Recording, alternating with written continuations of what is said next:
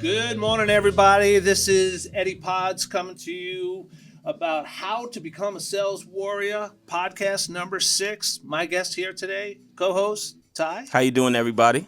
Ty, where you from? I am from Magic Junk and Cleaning. We are the one-stop shop for all your junk removal, moving, and cleaning needs. We're the people you call when you need your house cleaned out, you're trying to sell it, you want it to look nice, you want the new buyers to come into a nice, clean place. We'll redirect all your furniture to where it needs to go. We'll clean the house out and also get rid of all of the things that you don't need. So you can reach us at themagicjunk.com, and the number to book us is 631-615-3853. Ty, we have a special guest that will be coming on in a little while, Tina Patel. Personal favorite guest of mine, because I love the industry that she's in. We've been chasing her for 6 weeks now to join our cast, and got the brush off, but today, in the studio. In the flesh. Live and in the flesh. So for those of you that don't know why we're here, my name is Eddie Pods, and I've been in sales for about 20 years now, and I've seen everything from the good, bad, and the ugly. I've seen careers get torpedoed due to lack of knowledge. I've seen people not succeed at their job because they didn't get trained correctly. So that's why I wrote the book on how to become a sales warrior, straight up from my world experiences for the past 20 years. Ty, you're one of my first students who has embraced the book and taken the book and used the book. How's that been for you? It's been great. I mean, all of the stories, I've been going chapter by chapter as I grow in business, learning all of these things that since I got the chance to engineer the audio book, I heard everything word for word. And as I keep growing in business, I keep running in some of these same little hurdles that you had in your book. And it's nice to have a way to navigate through some of those things. I got a friend down in Florida from Pods who was going to do a presentation, his first one. Yeah. He's never done a presentation before. And he's my service guy. And I'm like, so how are you preparing? Mm-hmm. He goes, he like had no answers. So I said, get some cue cards. Mm-hmm. I said, write down 1 or 2 action words on it. Know what that sequence is. And punch say it the one home. word, here comes the story. Say the next word, here comes the story. Mm-hmm. We did this for about 5-10 minutes. He says, okay, I'll give it a shot. Came back 2 days later. He goes, I crushed it. He goes, I combined everything, all the story, all the information to this cue card, like you said, and it just flowed. It was preparation. Yeah. So that's really, it's not as hard as you think if you just take the time and just sit and prepare. People just freestyle into things sometimes. Yeah. And, don't you know that freestyle, man? Yeah. So today we're actually we're going from chapter number 10. Chapter number 10 is about associations and organizations. Skipped around a little bit, huh? Yeah. Well, you know what? We need to touch on some of the things of why to join an organization. From your perspective, why do I join organizations? Tell us. Well, my number one, I like to speak about the Melville Chamber because that was one of the first organizations I joined. And from the first expo I did, I made my money back from the table probably 2 days later, just from connections and people and doing business with people. So organically, to me, it's the best way to build business rather than relying on digital marketing and all these other things. Meeting people is the best way, and that's how you do it. These different organizations, but you got to vet them. So you use the word vet. I use in the book. I talk about how do you choose the right organization. Yeah. For me, someone did guide me in the right direction initially, and they guided me to a vertical that I worked in. NARI, National Association of Remodeling, remodelers, renovation, construction. It was a perfect lay into what I do. Yeah. But not all organizations are the same. So an association is way different than a chamber of commerce. Mm-hmm. Way different in the sense that an association is trade purpose, where going into a chamber, it's everybody. Yeah. Yeah. So you get bang from your buck both ways. As a matter of fact, I wouldn't have met Tina if it wasn't for the Melville Chamber. Remember that holiday party? Was the holiday party? Holiday party. Holiday party. Yeah. That I didn't get to go to because I had a job. Yeah, that was it. But deciding which one to join, a lot of it again, budget.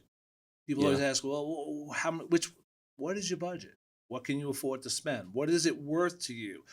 Because it's not just your membership. Mm-hmm. Now you have to go to dinners that you have to pay for. Yeah. Chambers are a little different. You just have to pay for drinks, and they usually get someone to pay for the food that's in the chamber. That's always very nice. But an association, no. They want $100 a month for you to come to the dinner with everybody else. And, eat at a nice catering hall or beautiful restaurant, but you're still paying $100 every time you go. So if you're going to go to 12 events a year, it's another, $1,200 along with the membership, which could be around $1,200. Yeah. What's my budget? Mm-hmm. My company, Pods, has been very generous with me, but that's because they know they're going to get something called an ROI. Yeah. ROI. Yeah. Why is that so important, Ty? I mean, with someone who's working for a bigger company, and when they're going to approve these things for you, that ROI means everything for you as a salesman to be able to go out and find your new business, because they got to believe in you. They got to believe that there's a there on the other side of wherever you're searching out. I have a question for you though. How many meetings do you feel as though you need to go to before you feel as though this is or isn't the place for me? Six events. Let's not just dinner meetings. So I'm a big fan of joining committees. Yeah. That is where you get your biggest bang for your buck. Mm-hmm. Why? When you join a committee, you learn the inner workings of the organization. Mm-hmm. Who's the top dog? Who's a decision maker? Who's in charge of the trade show? Who's running the golf outing? There are a lot of different things that you can get involved in that puts you directly in front of people, not your vertical. You know me. Yeah. I don't sell vertical. I sell to people. Sell people. So the idea is I always do the membership group first. That's the first team I join. Mm-hmm. And the reason I do that is I get to know every new member who joins. I have to call them. I have to introduce myself. I have to shadow them at an event, their first event, to make sure they get the vibe, they feel it, they like the organization. Because one of the hardest things of any organization is retention. Yeah. How do you keep people? Yeah. By keeping them happy. How do you keep them happy? Make them feel engaged. How do you make them feel engaged? Have a shadow. Mm-hmm. These organizations that just continually bring in people and don't do the shadowing, they're the ones that are at a 70% retention instead of a 90% retention. What, you want to start over every year losing 30% of your membership? No. And what some of the things I have an issue navigating sometimes with the groups is finding which groups are where the business is actually there, or which groups are more social rather than it seems the business being there. I think the chambers are more social. Yeah. Chambers are way more social. Those are just all personal connections. How do you connect with them at the event? Do you follow up when you say you're going to follow up and they actually like, holy crap, you called me. You called me, yeah. Yeah, but when you're in an association, way different. Yeah. Way different. This is, you need to drill down here and now. So if you're having drinks with a contractor, you better have your A game elevator / conversation ready to go. You need to be on. When you're in the chamber, it's just making that nice connection. You're not really selling your services, you're selling you. Yeah. But when you're in the trades, you got to sell your services. And are those associations allowing more than one vertical of the same thing, or as many as possible? It's just an open seat. It's an open seat. So, and even the chambers are open seat. You could have more of the same. It's the individual networking organizations, the BNIs, the NFC for charities. They try to stick with one vertical because they want to keep it tight. What about the some of the organizations where they make it kind of hard to stay because of all of the rules? You know who I'm talking about. I know who you're talking about. So when I helped create my Networking for Charity organization, one of the things I said was, we're not going to have rules. Yeah. We're just not. And it's funny because someone just recently said, you're not reading the minutes. You're not reading our bank balance. No rules. I don't have to.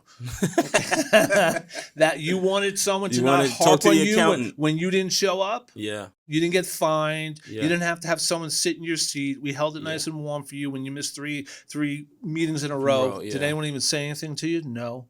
That's your trade-off. Yeah. Now, if you're going to show up every week and you want to know info, you pick up the call. I'll tell you. Yeah. But having those rules is what's allowed me to take other people from other networking groups and bring them into mine.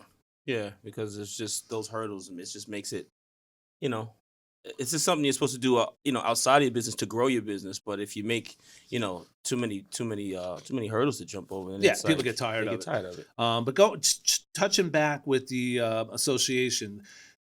So the membership committee is really good. The next one is trade show.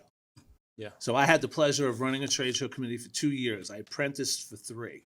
I was the vice chair, had the chair, and I watched how it was done. I learned, I used my knowledge on having done 300 trade shows. I had Yeah. some real life experience that I was able to bring, and after the second year, I got to run the show.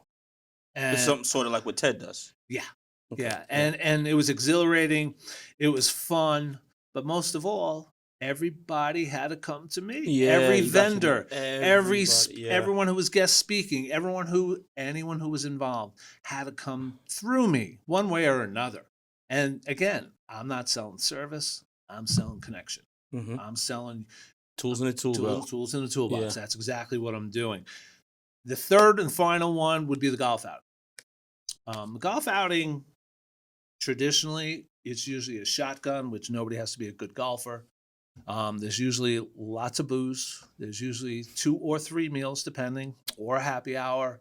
There's usually a Chinese auction. These are full day events. Like Yeah. when you do this, you don't plan anything else. The only thing you plan is an Uber. Full 18 holes.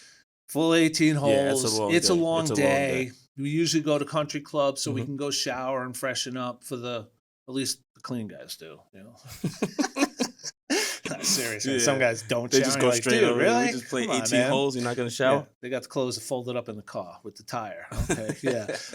But there's so many hours of connecting. Mhm. One year I didn't golf. I was injured, and I manned a booth, and the booth was on the green, and it was hole in one booth. You get a hole in one, you got a win a hole in car. Wow. Yeah. Anybody get it? No, No, of course it not. was- But I got to do that hole. I got to see all 144 golfers. I got everyone's business card. Everyone got mine. I was handing them beers because I had beers at the table. Mhm. And again, great opportunity to connect. So if you don't golf, a lot of people say, I don't want to do a golf outing. I don't golf. Yeah, it doesn't. That's Okay, not, you're not there so for don't golf. Yeah, you're not there. Be the for golf. guy that doesn't have to walk 18 Yeah, miles a yeah. day. You volunteer your time. Mhm. Pick a hole. Volunteer for the Chinese auction. Chinese auctions are a lot of fun at these things. Everyone's drunk already. What did I win? More golf shit? Yeah. Well, I got my first lesson in that at the Tequila Tuesday party when I decided to bartend and got to meet everybody. And it was great. Like to the point where the next meeting, everyone was like, "Oh, where's Ty? Where's Ty?" And I got to meet every single business owner just by being the bartender. It's strategically putting yourself in a position Yeah. to meet the most amount of people. Yeah. And that's really the bottom line to it. But the action statement from it, that's so funny too. Know your budget. Know your budget. Know your budget, Don't or else you're not going to know your ROI. exactly, which Yeah. was the next one. Yeah. What's the ROI? For those of you who don't know, return on investment. Mhm. If I spent $5,000 to be at this trade show, am I going to make back $10,000 to pay for it? Mhm. That's really what it boils down to. So Mhm. I did the Vegas show about a month ago. I think all in, I spent $9,000. Mhm. Hotels, people, the booth, the whole bit. I closed 2 deals already that totaled 1,000. That was the first month. Yeah. I still Yeah. have You still 11 have more months to make up to that make that money trade to show worth say, it. hey guys, the ROI was good. Let's Mhm. do it again next year. All right, we're jumping into trade show tips. That's out of order. You messed up my cards, Ty. You did not put them back. Trade show tips and then No, old fashioned time. No, network tips. Yeah. Okay. So you took it out of my order. So I'll let you read the first one. Go ahead. All right. What is our first networking tips? How do you choose the right group? Number 1, vertical. Number 2, how many members? Number 3, how long have they been together? And number 4, can you rise in the hierarchy? Which All is right. what you were just talking about, moving up to Everything the always ties in. committees and being on the board. So the vertical again becomes what you were just asking me before. Do we Yeah. do an association or do we do a chamber? Yeah. Kind of thing. Well, if you want to stay in your vertical, that's when you pound the pavement. This is what I do. This is what I do. Or you pound the pavement in the association or the chamber that says, "Hey, I'm Ty. You ever need? I'm the guy. I'm the guy." And again, it's 2 different ways of trying to connect with people, but you have to pick. Yeah. The vertical is not totally important because how many members is really the bottom line now. So you go to the Melville Chamber, there's 100 plus at every event. Yeah. Every Yeah. event. That's a rocking chamber. You go to the Libby dinner, there's 150 people, 150 people, every event. But they're the cream of the crop. Not Libby. everything's like. No. Yeah. So that's Libby's why you huge. have to be careful how many members are there. You could say there's 500 members, but there's only 100 active and only 50 show up. That's not the number. You're not a member at Libby? No, no, never. Why not? Because was it Nary? Nary and Nary Libby and hated Libby, each other, but yeah, yeah, Libby yeah. won the war, and Nary's Nary's gone. But knowing how many members before you join, a great question to ask Yeah. them. It's always about the research. You know, how many members? How often do you meet? How many events a year do you have? Those are things that are really important because you got to get your ROI. So ROI, how yeah. long is it? When's the next big event? Oh shit, it's 4 months. No, 4 months means you have 4 months to start meeting everybody leading Mhm. up to the big event, and then you crush it at the big event. yeah. It's like your coming out party. Knowing how long the organization / group says how long they've been together, that's really important. If they come right out the bat and say we're a new organization, that's good for me. Yeah. I like coming in and being part of the hierarchy, being part of the growth. Help it I grow. just today joined the Comac Chamber, Oh, you did? and my buddy Mark, who was a guest 2 weeks Yeah, ago, yeah. he joined as well. He joined the event committee. Oh, So awesome. of course, How many guest tickets do you get with that membership? so he and I both joined, Yeah. and we're gonna be on the event. Why Mhm. events? Because I host events, so I know about putting the events together, making Mhm. the most out of it, making sure people get value out of it. Those things are really important. And then the last point is the hierarchy. I want to be involved. If I'm going to join something, I want to be involved. I don't want to be a wallflower. Yeah. That's not Yeah. you know me pretty You're not well. going to get the most out of I it. need to be part of leadership because I've been doing this so long and know how to get there. I know the smart ways. I don't know everything, but I know a lot. And I know what I bring to the table can help the organization and help grow it and retain our membership. It's also good to be able to be in any position of hierarchy. You have control over the data as well. So Data's you know, big. the Data's big. you Data's know, You got big. rosters, you got emails, you got numbers. You don't have to shake them all down. You have everything in front of you. That's why you join one committee, but make pals with the one who runs the membership committee, and you two are chum, and Yeah. you just feed each other all the proper information to Yeah. help each other. I mean, it's like any other group. How do you utilize the people around you? And if you're giving to them, they're more than happy to help you. Yeah. Back to the trade show tips. I'll let you read them and I'll discuss them. How's your swag? And for those of you who don't know, swag, tchotchkes, giveaways, freebies. All the stuff that you have at your table are going to make people remember you, and not just I don't know what was the thing that you hated getting all the time. Carpetbagger. Yeah. Someone who just comes up and grabs the shit, throws it in the bag, and they keep going. They don't even give you the decency. It's like they're there to collect correct. items. Correct. That's what they're there for. Team clothing. So we don't have our shirts yet. I got my Christopher Allen jacket though. Oh yeah, he was our guest last week. But I always have pod swag with me. Always. Shirts, jackets, long sleeve, short sleeve, backpack. Mm-hmm. Not kidding. I have everything I need when I'm at a show. Pods is there. I was very annoyed because I got a package in the mail on Friday from Pods because we're going to Dallas next week. Mm-hmm. Not recording next week, Erica. Anyway, they sent us a nice new backpack, a little smaller than the old one. The other one, pretty cool. It's got some wires to plug in a charger for your phone built into it. Really nice. Yeah. And then I go and pull out the brand new shirts that they rolled out, and it's an ugly black gray shirt. Like I'm looking at it like black and gray. It's like a black gray. It's just horrible. I looked at it and I'm like, why What's would wrong you? with the blue? Thank you. What was wrong with the blue? The and blue I was said nice. that, and my wife's And like, it well, stood maybe out. they got tired of the blue. I'm like, but this looks terrible. Like I don't even want to Rebranding. wear it. But that's what you gave me. Yeah. That's a new person in marketing. Yeah, try to rebrand. How's your 20-second pitch? Why is 20 seconds the number I chose?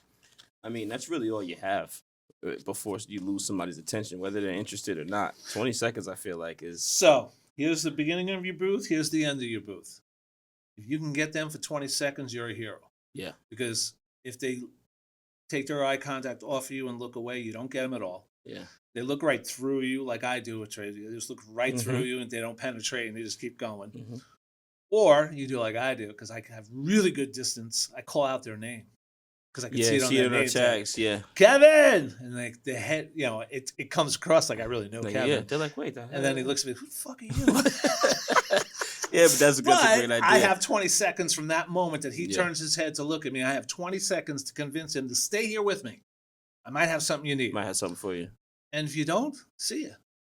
I'm not gonna I think I get lucky at trade shows because I at some point everybody needs me to do something, whether it's moving, getting rid of crap or whatever. So I don't really have to struggle to keep people at a booth. They're like, hey, wait, you do this junk removal, cleaning? Yeah, they all stay and they all want to talk. They're talking about their aunts and their uncles and their grandmothers and everyone who needs all of these services. You know, I've said this, that if you plant one seed every day, by the time you get to 6 months, Yeah. those seeds that you planted 6 months before, some of those seeds take longer.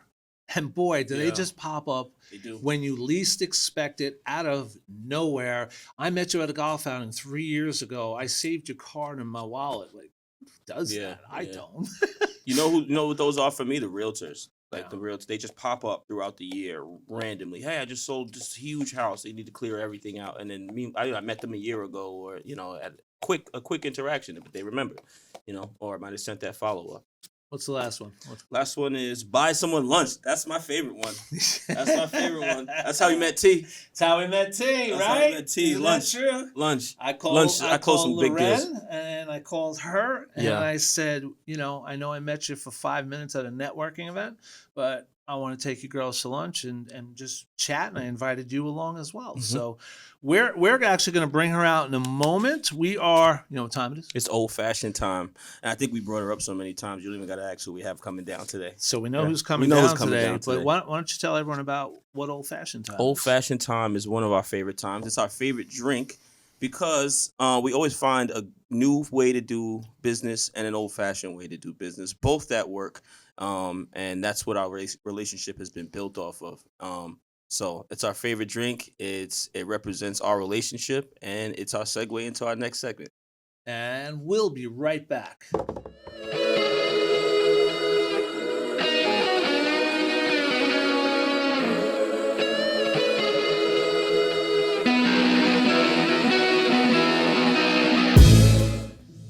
Oh man, we're back. Just cut it short. It happens. We usually get a 3-riff intro, but today we only got a 2-riff intro. It's all good. We're back here at How to Become a Sales Warrior podcast number 6. Joined by Tina Patel. She is the CEO and founder of Spaced by Tees. Hi.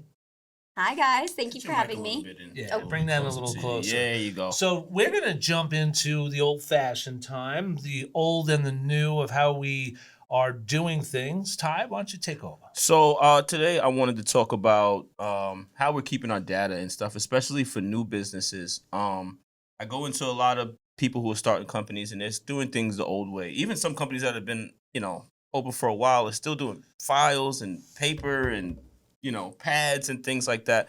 But if that pad's not with you, if that stuff's not with you and you're driving and that client calls and you don't have all of that stuff on hand, you need to have a smart and cost-efficient way to keep your data. So I know a lot of companies use CRMs. I'm sure everybody's familiar with what a CRM is. If they aren't, Eddie, can you tell us what a CRM is? CRM is a place where you keep all of your customers' information from their emails to their phone numbers. I actually, in Salesforce, will track every time I reached out to a client, whether it was a left message, a phone call, email, booked an order. I will put all that information in there. It's actually my truth sword because if they happen to book and it doesn't track to me, I get credit for it because I documented my CRM. So a lot of things like Salesforce, HubSpot, what is the other one? Monday.com. These can be expensive. I know HubSpot's somewhere around for the year, $1,500 or something like that.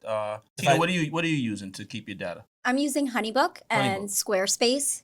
And if you don't mind me asking, Monthly. What's a monthly cost for something like Honeybook? My Honeybook, I believe, is around $75 to $90 a month. Okay. All It's right. pricey. It's a little pricey, but it provides invoicing, calendars, contacts, Absolutely. emails, integration. Can you email out of it? Absolutely. I can send out emails directly to my clients. I can send my contracts to my clients directly from there. It's a great source. It really it shows how professional we're sending out information. We keep track of projects, timelines, deadlines. It's a great source to keep audit history too. Nice. I used to use House Call Pro, which is really good. Have you ever heard of House Call Pro? I haven't. It's something that I think that in what you do. It's really good. It also has, like, when you're going to a job, let's say you book a client, you can hit buttons and prompts on the way, start time, so that the client will see that you're on the way. They'll get a text message as soon as you're on the way. You hit the on the way button, so it's interactive. Oh, wow. And I think that was somewhere around $60 a month. But what I kept doing is trying to find a way to cut that cost. And $90 a month, you're doing a lot of business. That's not a lot of money, but Startup, it's a lot of money. It's a lot of money, and I figured out ways to do it cheaper. I use Trello. So Trello is like a free workspace, completely free, that you're allowed to build out your own CRM. So like a HoneyBook, like a House Call Pro, that's already set up for you. All the fields are there. You just kind of have to plug it in. What they do is they give you a brand new open space to now put your boxes and create a HoneyBook of your own. It just takes, a little bit to set up, but it's completely free. Now, that also integrates with the Google Suite, where I do all of my emails out of. Google Suite's completely free if you have a business Google. All of my invoices I do right out of there, everything. So I always recommend Trello to people who are looking for a cost-efficient way to keep your data. I think, actually, when we first met, I created a board for us, like, for any clients that we had similar or whatever. Yes. We were talking about it. We did talk about it I was going to previously. say, this sounds kind of familiar. We Yeah. did start working on that. Yeah. So I just like it because, like I said, it's a good way. It pulls up right on your phone. If a client calls me, I can go right to my Trello. You can add comments to you create a client card, and you can comment on the card for every interaction you have with them. So I can write on a comment, spoke to this person, it leaves the timestamp, just like on Salesforce. Right. The stuff that your bosses want you to fill in. Put them on the fill spot. in and fill in and fill in and fill in. So I Yeah. want to jump in here because I think we spend close to $250,000 a year on our Salesforce. Oh, in your Salesforce. Of course. Because Wow. we have, I think, over 200 users in my Yeah. company. The more users, the more. Pay a fortune. It's fine. It does the job. The old and new here, Excel. Excel was my precursor to a Salesforce. Mhm. It's a spreadsheet that my wife taught me how to create columns, how to add columns, how to subtract columns, how to freeze columns, how to do all these technical things so you could keep a list of your clientele, company name, order number, CID number, date of delivery, contact person, whatever it is you want to put in there. But that's the old way for me. There was none of this. None of this was there 15 years ago. So I still live in spreadsheet world. He knows this. 'Cause he needs to do more of it for different reasons, but yeah. it's still relevant. I still have those spreadsheets from 10 years ago that I can open up that spreadsheet, copy down the entire line of 200 customer emails, drop it into my email book and Outlook, and email all 200 of those customers at one time. I can still do that like that. Yeah. Very quick. And it's funny because as much as technology as we're able to use, I always have to go back eventually use a spreadsheet for something. So that's the cool thing about this segment is, like, it's an old way and a new way that both work. Cheers to the old. Cheers to the new. Thanks for being here today, Tina. Thank you. So tell us a little bit about Space by T. Okay, so Space by T is a professional organizing business that I launched. Specifically, I'm looking to help clients that are busy, that don't have control over all the items they have. They feel like they've maybe lost control over their space, and they are struggling with how to live better or how to keep their stuff in better order. So those are the types of projects I love to help with. So let's back you up. You had a first career before this. I did. What was that? Okay, so prior to, I had a first career auditing. Auditing turned into recruitment. Recruitment really grew into client relationships, and that's what catapulted me to launch Space by T. That's what got you. Yes. I did a lot of organization personally for myself. I grew up with a very busy household. I understand a transitioning family. I understand changing and evolving families. But then I also understood productivity, time-saving hacks, and Cost measures. ways to be more efficient. And I really applied a lot of my corporate strategy into our daily lives. So is this something, the next question is what do you love about your business? But I kind of know somewhat about what you love about it, but is it something that you are already good at home, things that you kind of how you lived your life already, and you were like, hey, I could duplicate this for other people? Like, were you already super organized? Does your house have shelves for containers for everything with 9 different labels towels and and different things. you know?